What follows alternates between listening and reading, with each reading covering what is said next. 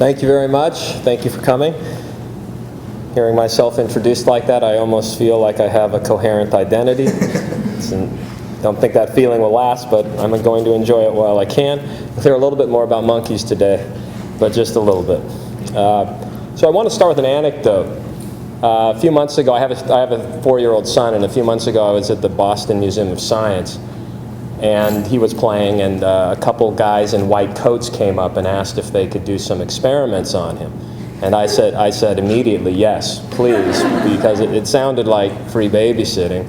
And my kid was acting crazy enough where I thought really some professionals should be brought in. It turned out they were MIT graduate students, and they were running tests to see when children develop probabilistic reasoning. So for instance, if you have a bag and you put 5 red marbles in it and 2 blue marbles in it, and you ask the child to draw out one, will the child be able to accurately predict which is more likely, regardless of what his favorite color is? And this is a test they were running. A related kind of question comes up in the judicial system, where the capacity to recognize the likely effects of one's actions help determine one's capacity to stand trial. And neuroscientists have tested the probabilistic reasoning of monkeys. They give them simple games of chance, and if they play the game well, they get juice. One measure of intelligence, of being a reasonable man or rational animal, is the ability to think probabilistically. And if today we must prove that toddlers, monkeys, and the mentally disabled possess this sort of reasoning power, in the decades before the Civil War, a similar burden was placed on African Americans, who are often presumed to be childish, ape-like, criminal, and intellectually deficient. Here's a brutally simple question. How would you prove that you are equal? The Declaration of Independence notwithstanding, the equality of all men was not a self-evident truth in 19th century America. And we ought to remember the seriousness of this question, not simply by acknowledging the horrors of slavery and the ideological overdetermination of racist beliefs, but also by recognizing that the slavery conflict involved fundamental intellectual issues. What is reason? Who is human? How might one demonstrate one's equality?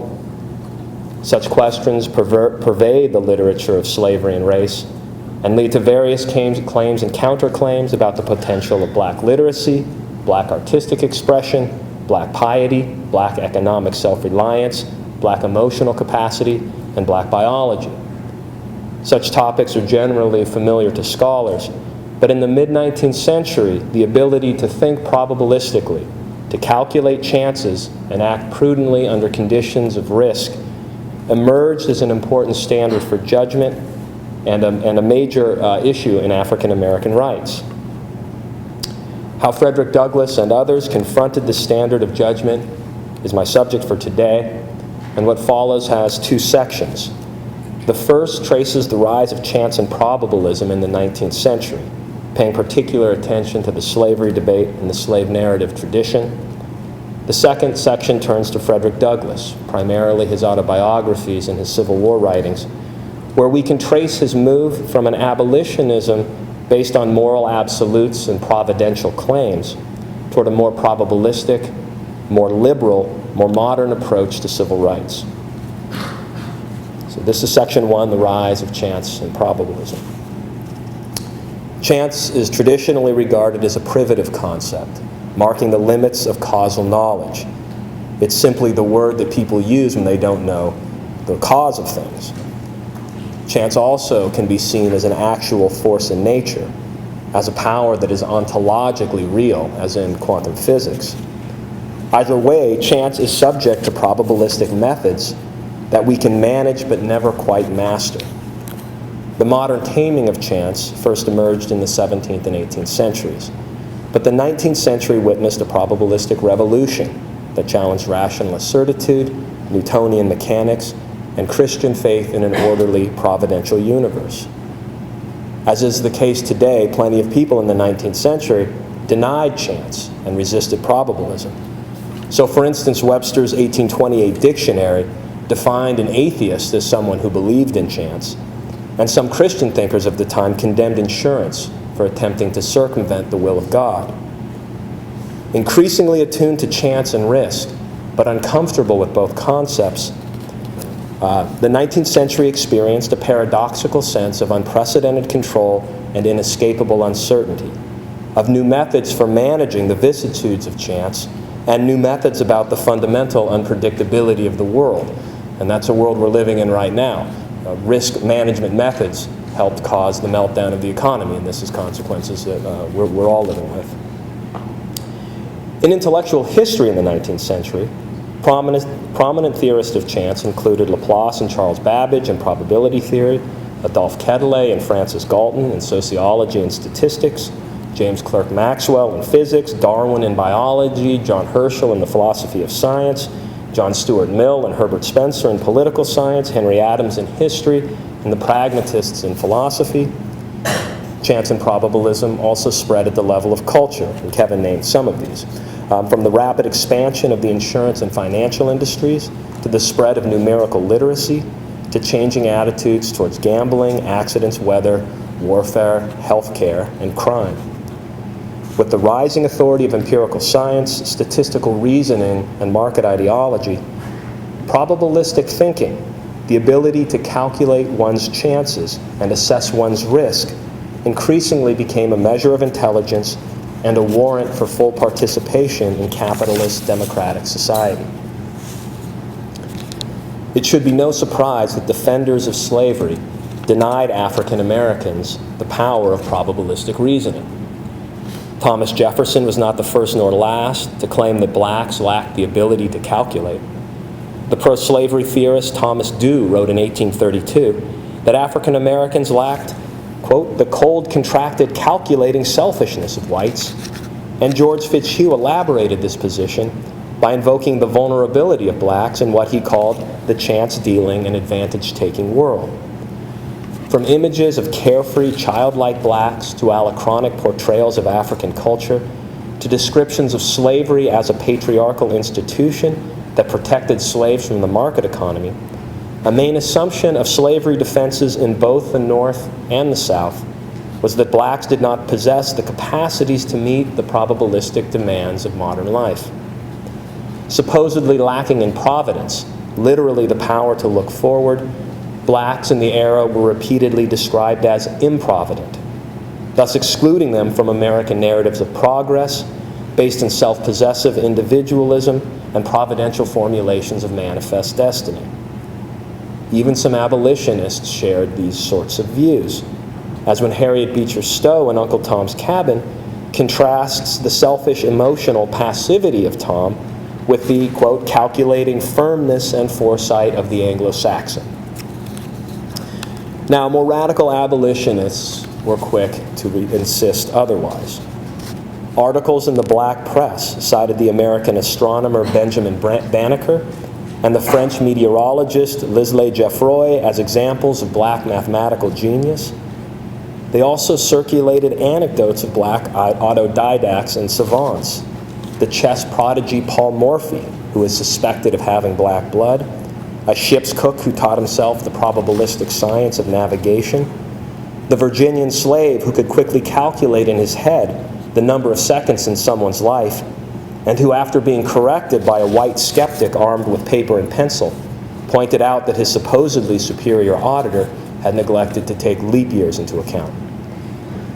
When abolitionists vindicated black intelligence, they increasingly focused on the ability to calculate, to foresee events, to strategize, and to participate in other aspects of probabilistic reasoning.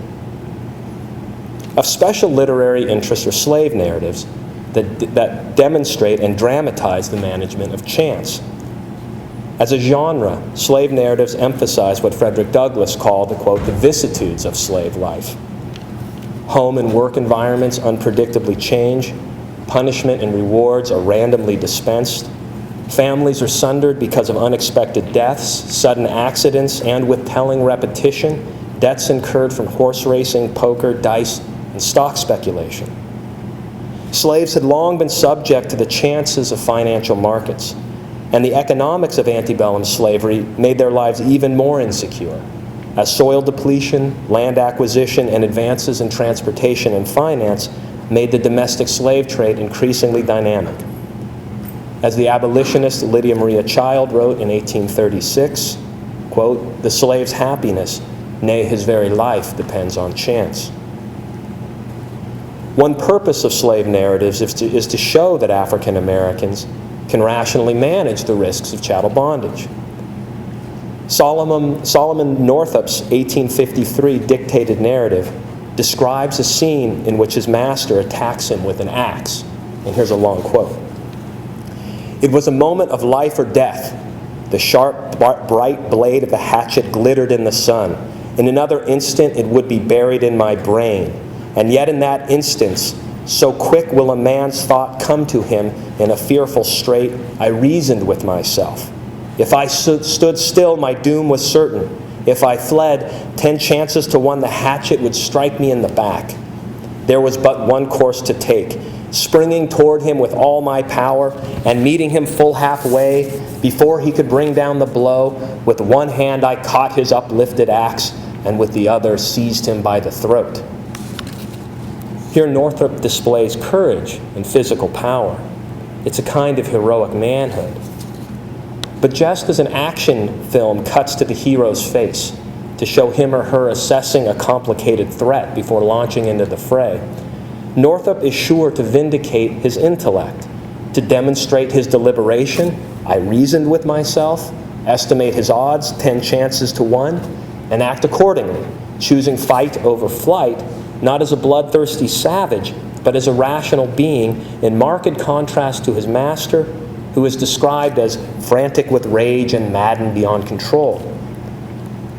Under risky conditions, Northup shows what he pointedly calls a man's thought, not by exhibiting pure reason or logical certainty, but by thinking and acting probabilistically.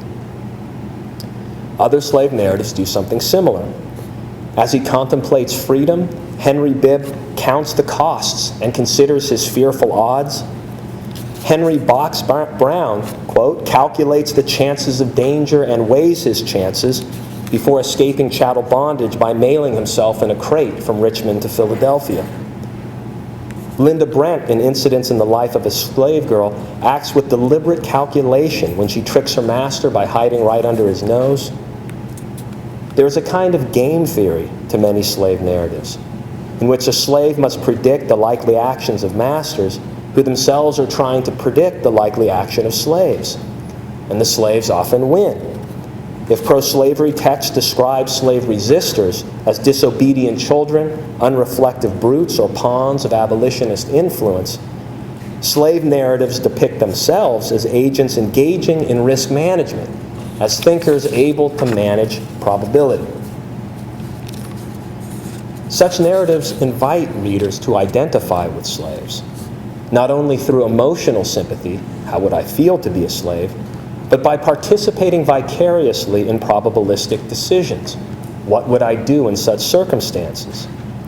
These two modes of identification can be set in opposition and are often coded by gender, though they are by no means mutually exclusive. Hoping to move as many readers as possible, slave narrators appeal to both the head and the heart, even if there is at least one critical difference between sentimental, that is emotional or feeling, identification and strategic or probabilistic identification. We know that the sympathy generated by slave narratives can include the agency of slaves by linking sentimental claims for black humanity to the dehumanizing abjection of blacks.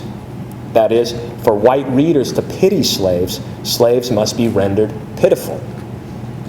By contrast, strategic identification highlights the intelligence, agency, and equality of slaves, who most forcefully impress their humanity on readers, not by suffering, but by weighing their chances. And they do so in a competitive context.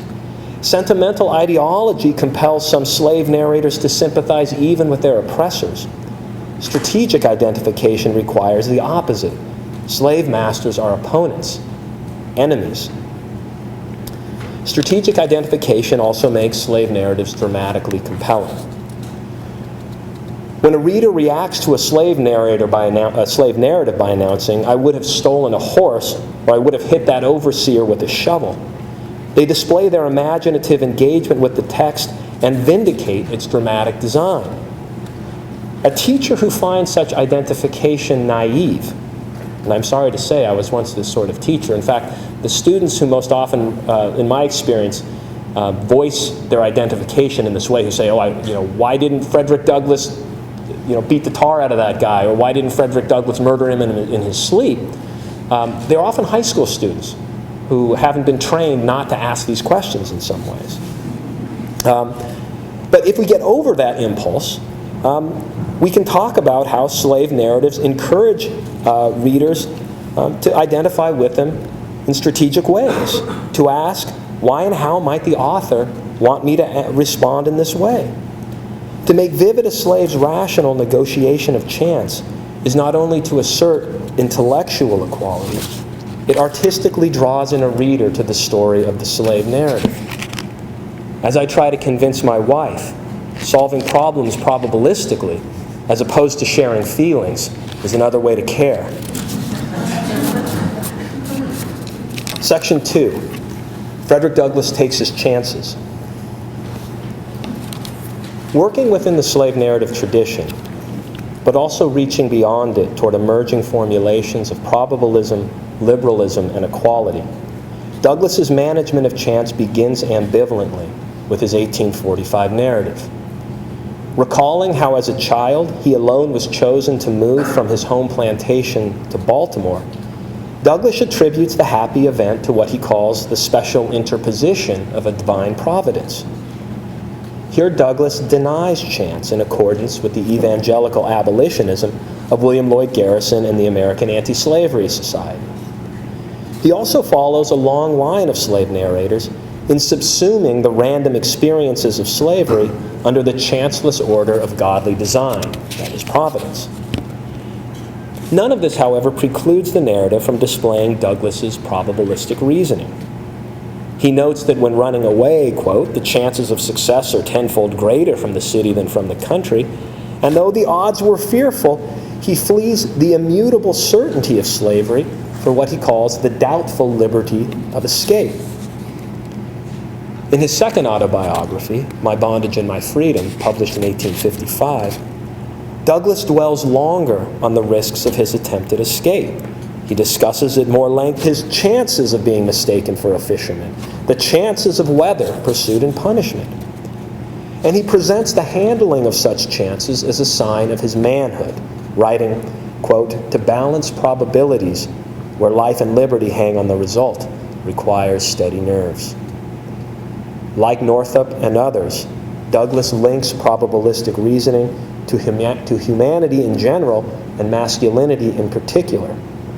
Unwilling to wait passively for providential assistance, Douglass presents himself as able to manage and willing to die for the chances of liberty. Douglass's hesitant turn toward probability and chance reflects a broader set of cultural suspicions. Not so much about the existence of God, that was too radical unless your name is Melville or Dickinson, but about the legitimacy of invoking providence to settle political disputes. By 1855, participants on both sides of the slavery conflict were frustrated with the slavery debate, which was mired and had been mired for decades in mutually exclusive providential claims.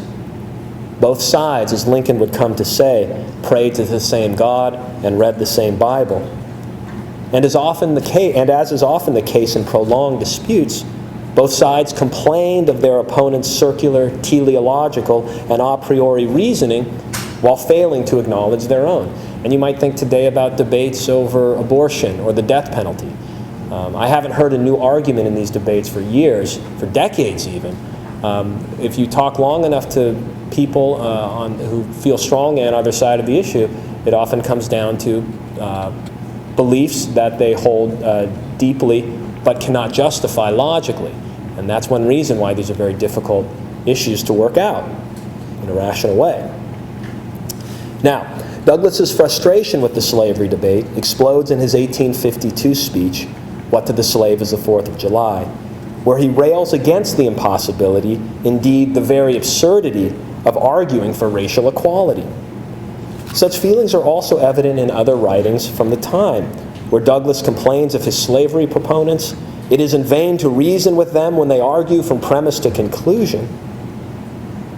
Douglass, however, and here he is fairly remarkable, did not exempt himself from the problem of overdetermined argument.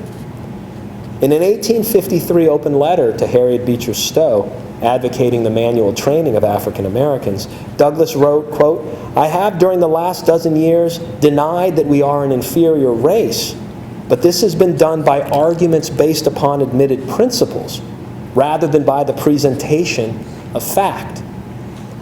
How to vindicate black equality with factual proof, how to formulate a more empirical, less providential case for civil rights became a main goal for Frederick Douglass. To be sure, Douglass never abandons providential rhetoric and arguably a belief in Christianity. But across the 1850s, he turns from deductive arguments based on higher law and moral absolutes toward a more inductive, more empirical, and thus more probabilistic approach. In this, Douglass is more like Locke than Descartes, more like a utilitarian pragmatist or a pragmatist than a transcendentalist, more like a scientist than a moral philosopher, almost, I'm tempted to say, more like the logical, technocratic Barack Obama than the intuitive, providence-invoking George W. Bush. Douglass's most popular speech during his life was entitled "Self-Made Men," first given in 1859. It is in many ways a conventional motivational speech, though it ruminates seriously on the possibilities of chance. Douglass worries, quote, "We are stingy in our praise of merit, but generous in our praise of chance.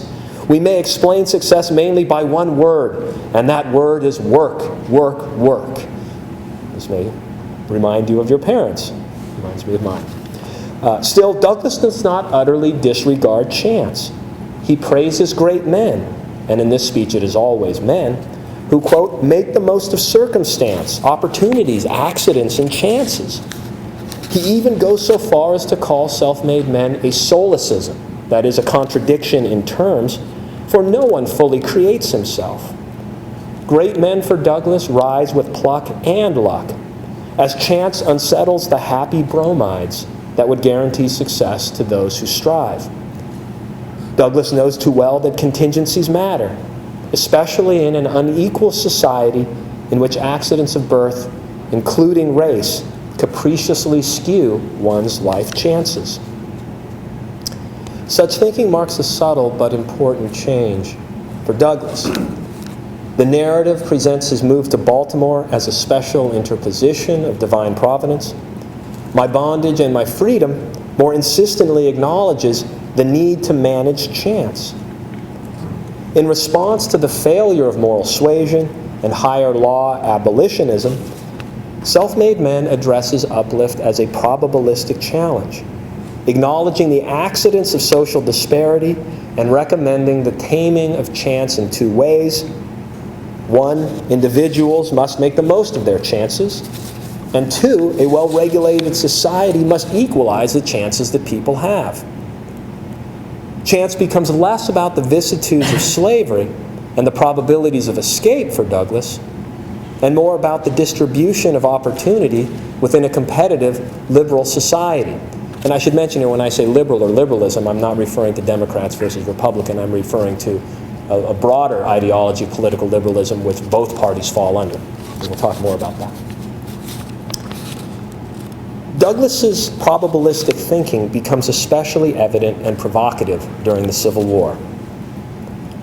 Douglass, along with many Americans, sometimes saw the war as part of a providential design. But as the fighting ground on and Douglass struggled to keep racial justice at the center of events, more than ever before, he tired of deducing his case from unprovable first principles, and instead he adopted a different set of intellectual habits: pluralism, experimentalism, and what I'll call probabilistic liberalism. Douglass wrote in 1861, quote, "It takes two men to tell the whole truth," a claim he extended 5 years later. One man may tell a good deal of truth, one race may tell perhaps a large amount of truth, but it takes all men of all classes, of all cliques and conditions in life to tell the whole truth. Such pluralism coming from Douglass is both fitting and surprising. On the one hand, he values a democratic society in which all members have a voice. On the other hand, he cannot help but admit that his own truth claims are subjective, partial, and therefore open to error and revision. A corrigibility, a fallibility he demonstrates at various points in his career when he changes his views on the Constitution, violent resistance, and Abraham Lincoln. Douglass remained a fierce proponent of African American rights, whose rhetorical and intellectual style conceded little to his enemies.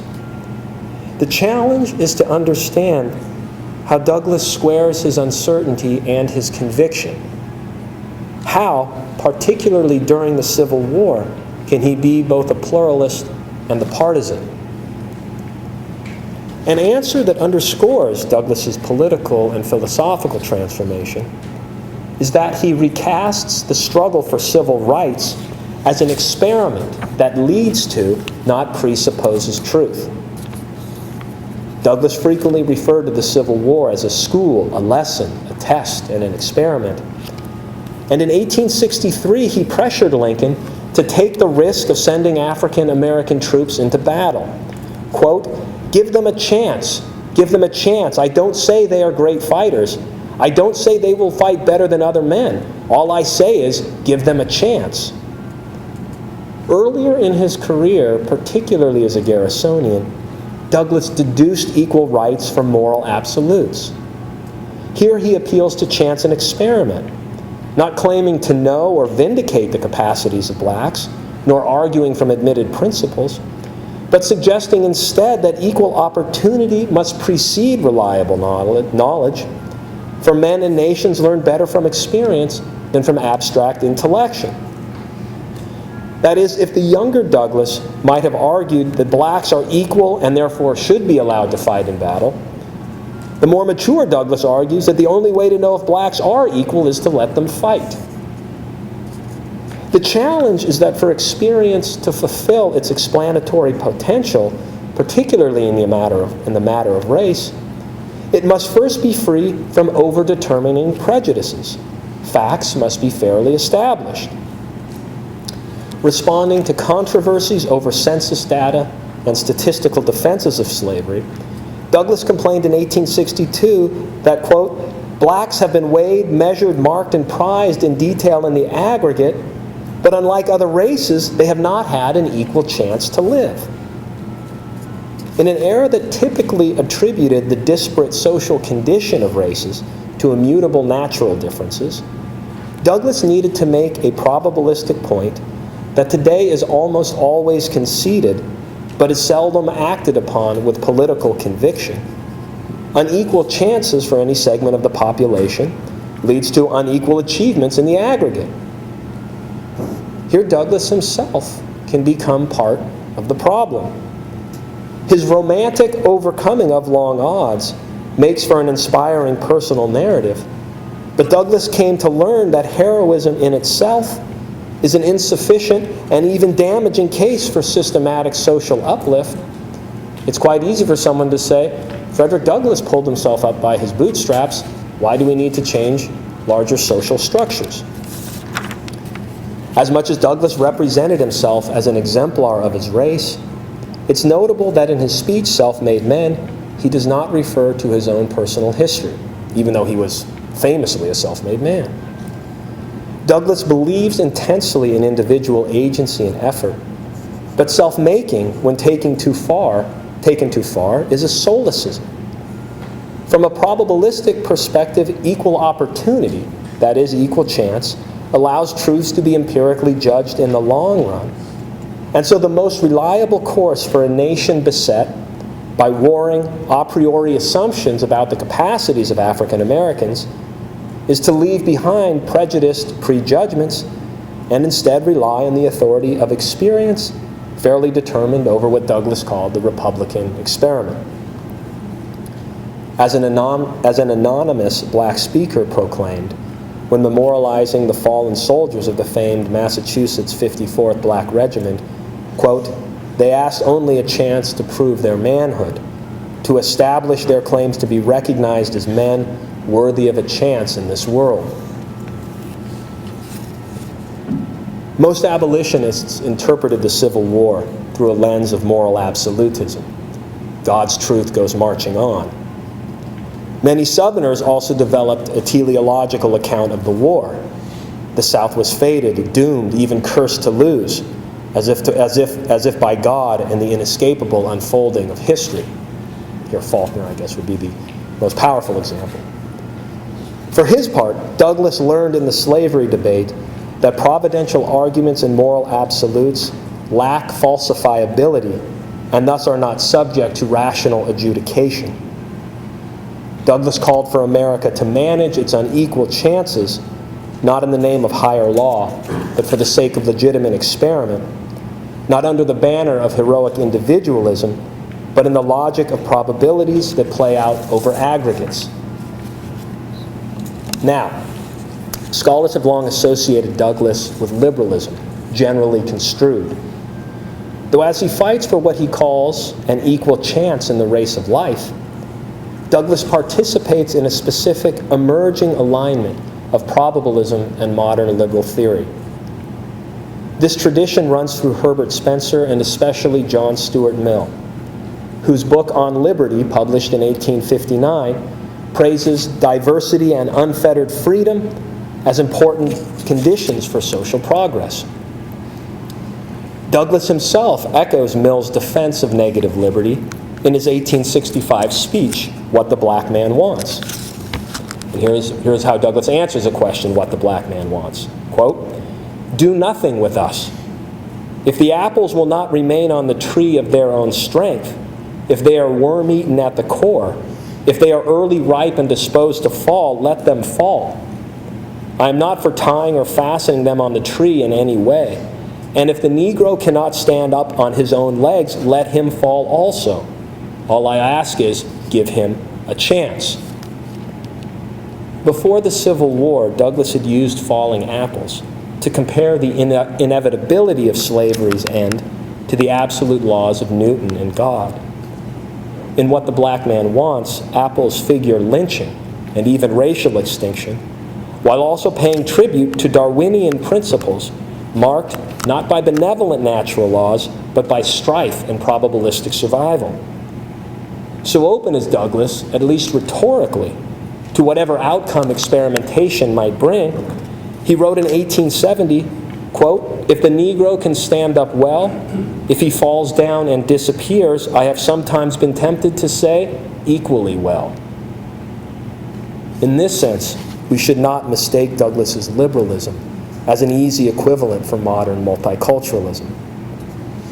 Douglass is often not primarily animated by tolerance, and in his Civil War speeches and writing, freedom, equality, and pluralism can sometimes appear less as self-evident goods and more as means to utilitarian progress.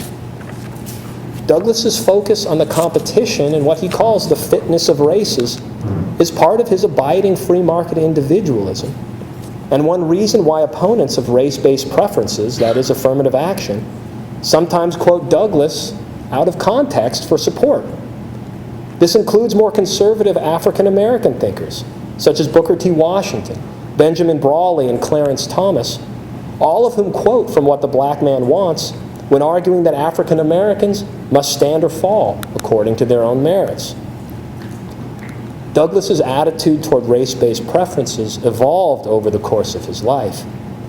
And here I'll say only that they are neither as static nor simple as modern commentators on the left and right sometimes think. Douglass's move toward a probabilistic liberalism based on equalizing chances presents a case for equal rights that precedes the case for equal racial capacities. That Douglass supports equal chances may seem utterly predictable today. Most Americans support equal opportunity, even if they disagree on what it means. Yet abolitionists in the 19th century seldom mention the term equal opportunity or even the concept, and they do not discuss it in depth. For what it's worth, if you punch equal opportunity into Google Books Ngrams, you'll find that the phrase does not come into broad usage until around 1900. Douglass's project in and around the Civil War is to put equal chances at the center of the struggle for civil rights. This effort depended on a number of conditions: the failure of providential argument, the rise of probabilistic thinking, the slave narrative tradition and its managing of chance, the Civil War, the emergence of modern liberalism, and Douglass's recognition that his own representative selfhood was a powerful but limited weapon in the fight for racial justice. Thank you.